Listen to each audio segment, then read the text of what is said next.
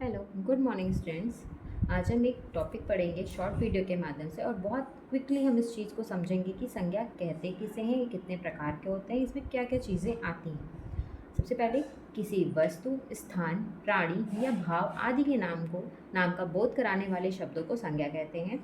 संज्ञा के भेद 5 प्रकार के होते हैं। व्यक्तिवाचक संज्ञा, किसी एक व्यक्ति या वस्तु का बोध हो, जहाँ पे जैसे नदियों के नाम, दिनों के नाम, शहरों के नाम। जैसे शहर है, हमने एक शहर का नाम लिया, जैसे हमने कानपुर बोला या दिल्ली बोला, तो वो एक है, इसलिए वो क्या होगा, एक व्यक्तिवाचक संज्ञा होगी। जैसे हमने कहा कि एक व्यक्ति है, जैसे उसका नाम हमने लिया महात्मा गांधी जी, तो महात्मा गांधी जी का जब हमने नाम लिया तो उसमें सिर्फ स्पेसिफिक वर्ड जो यूज़ हुआ है वो महात्मा गांधी, उनके लिए ही उपयोग हुआ। जैसे हम गांधी परिवार कहेंगे तो वहाँ पे हमारी क्या होगी, जातिवाचक संज्ञा होगी।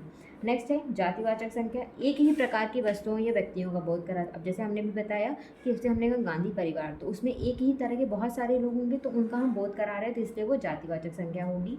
फिर नेक्स्ट है हमारा समूहवाचक संज्ञा, एक ही प्रकार के किसी वस्तु या व्यक्ति के समूह का बोध, जैसे मंडली, बाजार, पुस्तकालय, विद्यालय, ये सारे क्या होते हैं, ये समूहवाचक होते हैं। जहाँ पे एक ही प्रकार की चीज़ें, जैसे पुस्तकालय है, वहाँ पे एक ही प्रकार की मतलब किताबें होती है, अलग अलग होती है, बट एक प्रकार तो उनका एक ही, वो पुस्तकें ही हैं। ठीक, बाज़ार है, बाज़ार में सब्जियाँ मिलती हैं, कपड़े मिलते हैं, तो हर एक चीज़ें वहाँ पे क्या होती है, संगठित रूप से होती है। फिर आता है द्रव्यवाचक संज्ञा, जिन वस्तुओं में माप तौल होती है उसे द्रव्यवाचक कहते हैं, जैसे कि धातुएं हो गई, सोना, चांदी, तांबा, पीतल, कांसा, ये सारी चीज़ें। फिर नेक्स्ट होती है वस्तुएं होती हैं, जैसे घी, तेल, पानी, ये सारी चीज़ें। नेक्स्ट है भाववाचक संज्ञा, जिसकी हम गणना नहीं कर सकते। भाव जो होता है उसको कभी हम बयान नहीं कर सकते। जैसे हमारे अंदर एक प्रेम का भाव है तो हम उसे बयान नहीं कर सकते।